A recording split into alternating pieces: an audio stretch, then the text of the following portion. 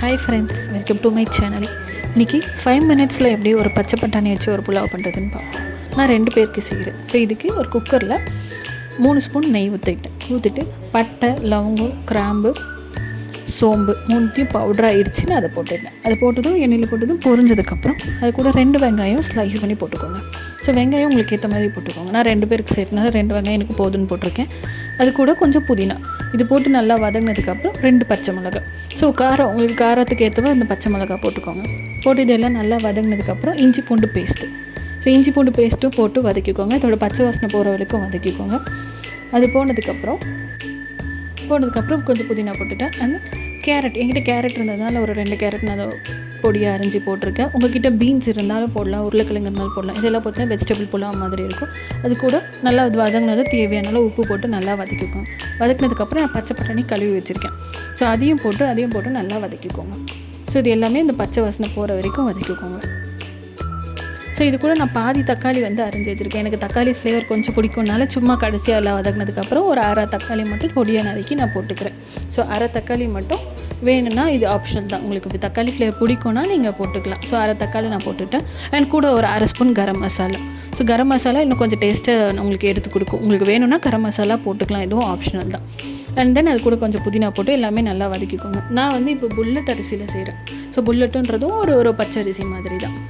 So அதுக்கு 1 cup அரிசிக்கு 2 cup தண்ணி வைக்கணும். ஸோ நான் 1 கப் ஊற வச்சுருக்கேன் 2 பேருக்காக. இப்போ நீங்கள் அதுக்கு 2 கப் தண்ணி எடுத்துக்கோங்க. ஸோ கரெக்டாக நீங்கள் என்ன கப்பில் ஊற வச்சிங்கன்னா அந்த கப்லேயே தண்ணி மெஷர் பண்ணுங்கள். அப்போ தான் நமக்கு அடி பிடிக்காது, கரெக்டாக இருக்கும். ஸோ இப்போ எல்லாமே நல்லா வதங்கினதுக்கப்புறம் நான் எடுத்த எந்த கப்பில் அரிசி அளந்தாலும் அதே கப்பில் 2 டம்ளர் தண்ணி ஊற்றிக்கிறேன். ஸோ இது கூட சில பேர் முந்திரி போடுவாங்க. உங்கள்கிட்ட இன்னும் வேறு எதனாச்சும் காய்கறி இருந்தாலும் நீங்கள் போட்டு இது எல்லாமே எல்லா காய்கறியும் போட்டு நீங்கள் இதை ஒரு வெஜிடபிள் புலாவாக கூட பண்ணலாம். ஸோ இது எல்லாமே நம்ம விருப்பம் தான். ஸோ நம்ம வீட்டில் எல்லோரும் எல்லா வெஜிடபிள்ஸும் போட்டு சாப்பிடுவாங்க, நம்ம எல்லாமே செய்யலாம். ஸோ இப்போ எல்லாமே போட்டு நான் அந்த தண்ணி நல்லா கொதி வரட்டும். ஸோ இந்த தண்ணி கொதி வர டைமில் நான் அரிசியை ஒரு 3 முறை வாஷ் பண்ணி நான் தனியாக எடுத்து வச்சுருக்கேன். ஸோ இந்த தண்ணி நல்லா கொதி வந்ததுக்கப்புறம் நீங்கள் ஒரு தடவை உப்பும் காரம் மட்டும் செக் பண்ணிக்கோங்க. உங்களுக்கு தேவையான அளவு உப்பு கம்மியாக இருந்தால் உங்களுக்கு தேவையான அளவு போட்டுக்கோங்க. காரமும் பார்த்து செக் பண்ணி எது ஓகேவாக இருக்கோ அது நீங்கள் போட்டுக்கோங்க. இப்போ நல்லா தண்ணி கொதிச்சிடுச்சு. இப்போ நான் அரிசி கழுவி வச்சுருக்கேன். ஸோ இப்போ நான் என்னோடய அரிசியை எடுத்து நான் இதில் போட்டுக்கிறேன்.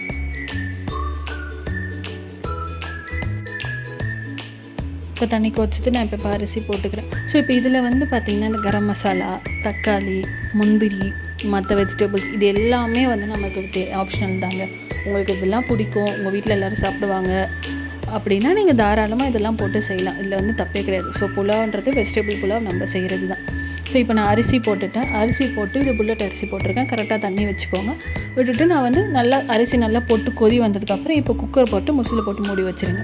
ஸோ இப்போ இது 2 விசில் வரணும். அதுக்கு மேலே விடாதீங்க. 2 விசில்லாம் கரெக்டாக வந்துடும், அடி பிடிக்காது. நீங்கள் கரெக்டாக 1க்கு 2 தண்ணி வச்சிங்கன்னா அடியே பிடிக்காது, கரெக்டாக இருக்கும். ஸோ உங்களுக்கு வேணும்னா நீங்கள் மேலே ஒரு கரண்டி நெய் ஊற்றி கூட நீங்கள் மூடிக்கலாம். ஸோ இப்போ நெய் ஃப்ளேவர் உங்களுக்கு நிறைய பிடிக்கும் அப்படின்னா போட்டு 2 விசில் விட்டு எடுங்க. ஸோ 2 விசில் ஆனதுக்கப்புறம் அந்த ப்ரெஷர் எல்லாம் ரிலீஸ் ஆனதுக்கப்புறம் இப்போ ஓப்பன் பண்ணி பார்க்கலாம். இப்போ ஓப்பன் பண்ணால் நம்மளோட வெஜிடபிள் புலாவ் ரெடி. இங்கே பார்த்தீங்கன்னா இது சுத்தமாக அடியே பிடிக்கல. ஆனால் ரைஸும் உதிரியாக இருக்குது. தேங்க்யூ ஃபார் வாட்சிங்.